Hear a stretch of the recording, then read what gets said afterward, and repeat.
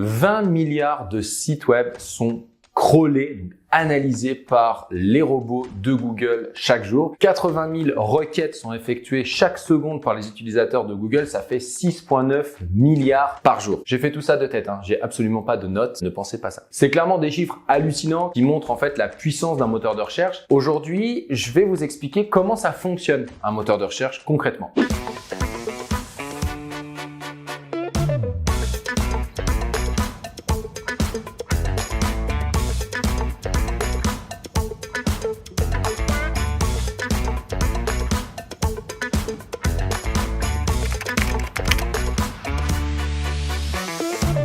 Bon, je suis un petit peu obligé de donner la définition d'un moteur de recherche. Donc, en gros, c'est une application web qui sert à naviguer sur Internet, à effectuer des recherches.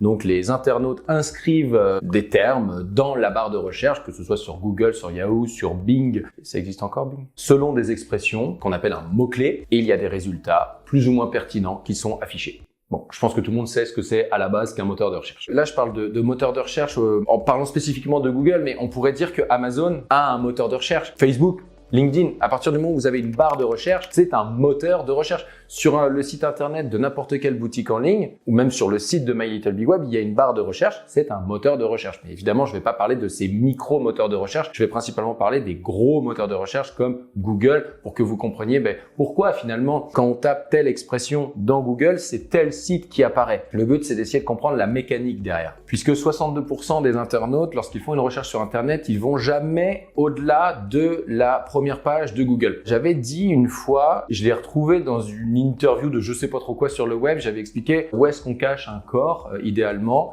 c'est humour hyper noir, sur la deuxième page de Google, puisque personne n'y va jamais.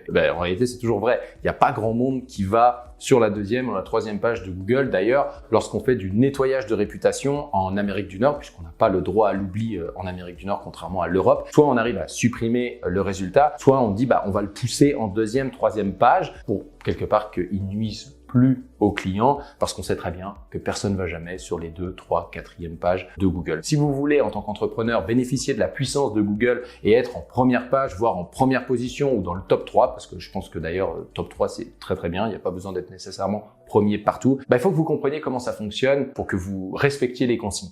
Première chose à savoir, finalement, c'est quoi l'objectif de Google, à part faire de l'argent? C'est en fait d'apporter la meilleure expérience utilisateur possible. Lorsqu'on fait une recherche sur Google, finalement, Google, c'est un intermédiaire. C'est pas lui qui crée des sites web. C'est pas lui qui décide non plus ce que les blogueurs, ce que les propriétaires de sites mettent. Donc finalement, il doit apporter les résultats les plus pertinents, la meilleure expérience utilisateur possible aux internautes une fois qu'ils cliquent sur le résultat, alors qu'il n'a aucun contrôle sur ce qu'il présente. Il se porte garant de sites web dont il n'a aucun contrôle. C'est difficile en fait pour eux de s'assurer, ok, tel site internet, je vais le mettre en premier. Celui-là, je vais le mettre premier, mais au niveau de sa page service. Mais les autres pages service, finalement, non, je vais pas le faire ranker. Je vais faire ranker plutôt ses concurrents. Enfin, c'est un vrai bordel. Honnêtement, je sais pas du tout comment concrètement ils font pour gérer autant de requêtes de pages, sachant qu'un site internet, c'est dynamique. À partir du moment où vous modifiez une image, vous rajoutez du texte, vous supprimez une page, Google doit le prendre en compte. Plus interpréter la pertinence du contenu pour le mettre premier, deuxième, troisième, quatrième sur la première page ou sur la 10e page. Oui, Google est intelligent, mais plus vous lui facilitez le travail, plus il va vous favoriser, entre guillemets. Une chose qu'il faut que vous sachiez, Google n'a pas le temps de passer sur toutes les pages de votre site web. Par exemple, nous sur le site de My Little Big Web, on a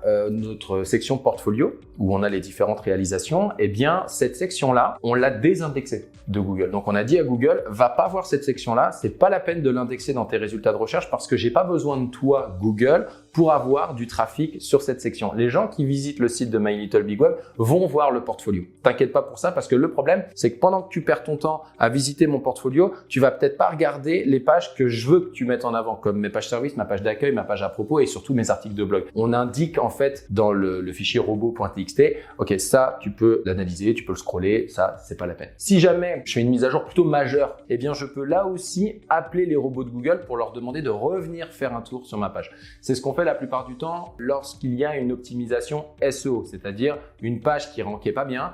on a procédé à des optimisations en termes de mots-clés, en termes de temps de chargement, en termes d'organisation de l'information, donc on a quand même fait pas mal de changements, et bien là, on va appeler les robots de Google pour dire « Hey, reviens voir ma page, tu verras, là, cette fois-ci, je respecte les consignes. » Ce qu'il faut comprendre, c'est que pour que vous rankiez sur Google pour un terme précis, par exemple, compagnie de taxi Paris, Google ne demande pas mieux, en fait, de vous faire ranker en première page, en première, deuxième, troisième position, mais faut-il encore qu'ils comprennent que votre page, pas le site, on n'indexe pas un site, hein, en passant, on indexe des pages. Même d'ailleurs, encore plus précisément, on indexe du contenu. La raison pour laquelle la position 0, c'est lorsqu'on pose une question sur Google comme « Quel est l'âge de la reine d'Angleterre ?» Google va aller, j'allais dire voler, mais il va aller prendre le contenu d'une page, l'afficher directement pour apporter tout de suite la réponse à l'utilisateur. Alors c'est cool pour l'utilisateur, c'est pas cool pour le site web parce que finalement, en apportant cette réponse de façon pertinente et rapide, il va pas avoir de trafic puisqu'on a déjà la réponse. Les sites web sont quand même contents de ranker en position 0, mais ça illustre bien le fait que Google ne cherche pas à faire ranker un site ou à faire ranker une page, mais il cherche à collecter de l'information, donner de l'information à l'utilisateur. Pour pouvoir ranker, que ce soit en position 0 ou ranker tout simplement sur Google, il faut que votre mot-clé, donc compagnie taxi Paris, il figure sur la page. Il figure même dans des endroits précis, que ce soit dans le titre H1, dans le H2, dans le contenu du texte. Peut-être même que vous allez optimiser vos balises alt sur vos images pour insérer ce mot-clé. Et puis plus ça va être pertinent, on va dire ce contenu-là, cette page-là, elle va vraiment traiter de cette requête. Alors, pas obligé d'écrire compagnie, taxi, Paris à toutes les sauces. Google comprend les synonymes. Mais plus vous allez effectivement être pertinent, plus vous avez de chances de ranker en première page, première position sur Google. Également, l'organisation de vos contenus. C'est logique ce que je vais dire, mais toutes vos pages services, elles doivent être structurées de la même façon. En fait, faut pas chercher. C'est-à-dire que je dis pas qu'il faut qu'il y ait le même nombre de mots près, mais si vous avez par exemple sur votre page une image en header, en tête de page, ensuite une alternance texte, image, texte, témoignage client, et puis 3 articles de blog, idéalement qui parlent du sujet de la page service, il faut que toutes les pages respectent ça en fait. Sinon, il y a un manque de cohérence, que ce soit pour l'utilisateur, mais aussi pour Google. Ça reste des pages de la même famille, donc il faut que vous pensiez à la structure de vos pages. Des fois, j'ai des clients qui me disent « Ouais, mais là, sur cette page-là, j'étais pas inspiré. » Je m'en fous que t'étais pas inspiré. Je veux dire, à la fin, t'as toutes tes pages, tu les fais toutes de la même façon. Même si t'as pas grand-chose à dire, fais ce que tu veux, débrouille-toi. Il faut que ce soit cohérent. Tu peux pas avoir une page qui traite d'un sujet en 1000 mots, puis l'autre en 25 mots. Enfin, ça marche pas. Déjà, ça va faire dégueulasse en termes de visuel. Et puis 2, tu vas clairement montrer à tes clients que, en fait, t'es beaucoup plus spécialisé là-dessus ou que t'avais la flemme de finir ton site. Enfin, tu peux pas faire ça. Clairement, Google va prendre en compte ces choses-là. Soyez rigoureux au niveau de la structure de vos pages, au niveau de votre référencement naturel avec les mots-clés. Posez-vous la question, cette page-là, quelle requête je veux que les gens inscrivent sur Google pour tomber sur cette page? Et ensuite, vous optimisez votre page sur cette requête. C'est logique. Donc là, je parle beaucoup de SEO, finalement, d'optimisation pour les engins de recherche, puisque c'est un petit peu l'intérêt de comprendre comment fonctionne un moteur de recherche, c'est de pouvoir optimiser son site pour le référencement naturel. Comme je disais tantôt, le fichier robot.txt, c'est un fichier qui permet de donner les indications à Google, que ce soit telle page, telle section, tu peux l'indexer ou tu l'indexes pas, les redirections. Donc quand je parle de redirection, c'est par exemple si vous avez modifié l'URL d'une page, il faut faire une redirection. Il faut dire à Google, cette URL n'est plus valide. Maintenant, il faut renvoyer les internautes vers celle-ci. Donc plus vous allez donner de consignes à Google, plus votre site va être propre, facile à scroller. Et voyez un peu ça comme partez du principe que Google il va avoir, je dis n'importe quoi, 2 secondes pour scroller votre site. Plus ça va être compliqué parce que c'est un vrai bordel, on comprend rien, moins il va analyser de pages parce qu'en gros il faut qu'il enjambe des trucs, qu'il essaie de comprendre, il va peut-être scroller 50 pages alors qu'il aurait pu en scroller 200. Le fichier robot.txt permet justement de lui donner une espèce de guide, des consignes plutôt en disant voilà, fais ci, fais ça. L'autre guide qu'on va donner à Google, c'est la sitemap, donc le plan de site. La sitemap, c'est comme le sommaire quand vous allez sur un livre, il y a un sommaire qui dit voilà, chapitre 1, partie 1, partie 2, partie 3, chapitre 2, etc. Là, c'est la même chose, c'est une sorte de plan qui dit à Google, voici toutes les grandes sections de mon site avec les pages qui correspondent. Ça va clairement aider Google exactement de la même façon que lorsque vous ouvrez un bouquin. Évidemment, il y a plein de technologies pour créer un site web. Il y a le JavaScript, évidemment le PHP, HTML, CSS, il y a Flash. Il faut que vous fassiez attention lorsque vous développez un site web à ce que vous respectiez les standards de Google. Pareil, si jamais vous travaillez sur PHP, il suffit de coder sur la dernière version de PHP parce que, encore une fois, à un moment, ça va devenir une obligation. Donc, autant anticiper et toujours se renseigner sur quels sont les langages les plus optimisés pour Google. Parce que c'est un peu dommage de devoir refaire son site parce qu'il n'a pas été bien codé. Et ça, nous, on le voit hyper souvent. Essayez de créer une structure simple sur votre site web. Mais ça aussi, c'est autant pour vos utilisateurs que pour Google. Souvent, dans les menus, c'est le bordel. Et c'est le bordel pour tout le monde. Les gens, quand ils arrivent sur votre site, ils ne doivent pas chercher l'information. Et Google non plus ne doit pas chercher l'information. Donc vraiment, c'est subjectif. Qu'est-ce que simple?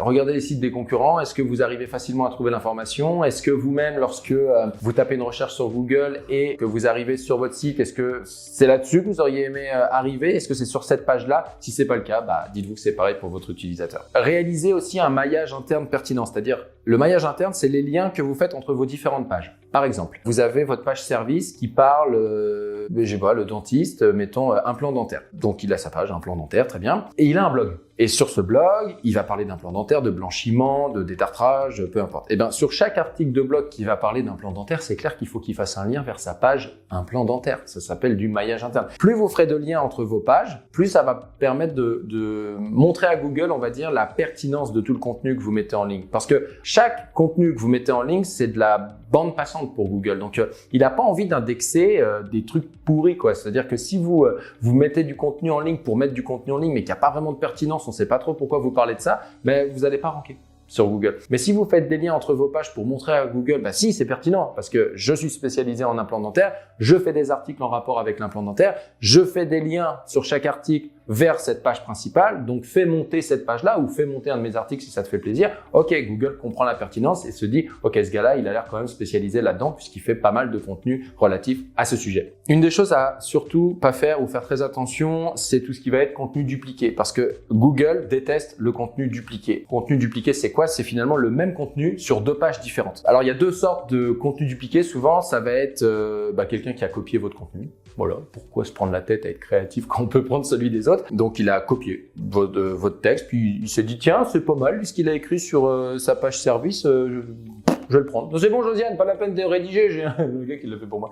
Bon, en réalité, Google est capable de savoir quel contenu a été mis en ligne en premier. Donc, normalement, cette deuxième personne devrait être pénalisée, mais c'est pas une science exacte. Donc, il y a des outils d'ailleurs qui permettent de savoir si des gens ont copié votre contenu. Moi, je me fais régulièrement copier mon contenu, donc j'envoie des mises en demeure en veux-tu, en voilà. Et souvent, les propriétaires de sites ne savent même pas. C'est-à-dire que quand je leur envoie une mise en demeure, ils me disent mais j'étais pas au courant que on avait copié ça, c'est mon ancien associé, c'est mon stagiaire, c'est qui il veut, et dans la journée le contenu il est supprimé. Donc ça peut valoir la peine 1 à 2 fois par an de lancer ces recherches-là, à rechercher en fait qui a copié votre contenu pour leur dire d'arrêter tout de suite leur connerie et de créer du contenu authentique. Mais en réalité, la majorité du contenu dupliqué, ça vient de vous, de votre propre fait entre guillemets, en tout cas sur votre propre site. Par exemple, vous avez créé 2 pages avec par exemple dentiste, Montréal, barre oblique, implant dentaire sans S, donc vous avez fait du contenu.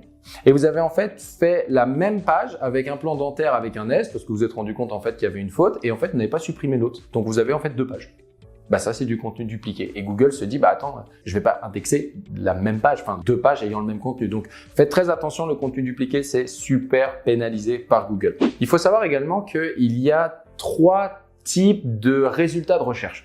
Il y a les recherches payantes. Donc, lorsque vous inscrivez sur Google compagnie taxi Paris, vous allez voir normalement les 2, 3, 4 premiers résultats maximum où il y a écrit annonce sur le côté. Ça, c'est du référencement payant. Donc, les entreprises ne payent pas pour être là, mais elles payent si les gens cliquent sur leur annonce. Donc, ça fait partie des résultats de recherche. Ensuite, il y a les résultats de recherche naturels, donc le référencement naturel, donc qui comprend le référencement local et puis le référencement naturel pur. Mais on a aussi Google Images, qui est aussi un moteur de recherche finalement. D'ailleurs, on pourrait même aller encore plus loin. On a YouTube, qui est Google Vidéo finalement.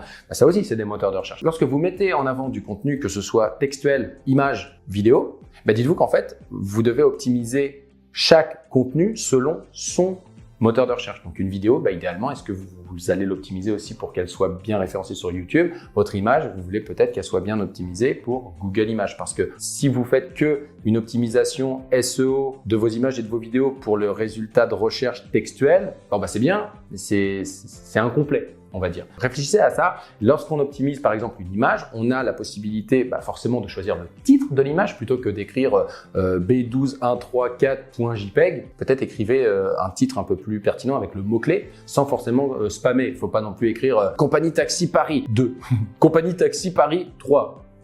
Google est pas si con. Après, il y a la balise Alt. La balise Alt, c'est un petit peu ce qu'on irait inscrire si, admettons, l'image, elle s'affiche pas bien. Enfin, elle s'affiche pas. C'est pas la légende, en réalité, mais c'est plus pour dire à Google, voici de quoi parle l'image. Parce qu'en fait, Google ne sait pas que vous avez mis, je sais pas, un taxi à Paris. Donc là, vous allez optimiser clairement votre image pour que si on va sur Google Images, qu'on tape Taxi Paris, c'est pas une garantie que vous allez ranker la première image, ça va être la vôtre, mais c'est clair que ça va beaucoup plus aider que 123 b12.z.png ou JPEG. Quand je vous parlais de petits détails, on est dedans. Et c'est clair que allez faire ça une fois que votre site il a 5 ans et que vous avez 200 pages, 100 articles de blog et 4000 images, bonne chance. Alors que si vous le faites dès le départ, c'est beaucoup moins de travail en réalité. Beaucoup de choses se sont dites pendant cette vidéo. À la base, je tiens à préciser, je ne sais pas si ça s'est vu, au pire je vais le dire, j'avais un script, je ne l'ai pas du tout suivi. J'espère quand même que la vidéo était un minimum structurée car j'espère que je vais ranker sur YouTube. En tout cas, mettez des commentaires, des pouces, des likes, des partages, abonnez-vous à la chaîne pour m'aider à ce que cette vidéo soit indexée. Salut!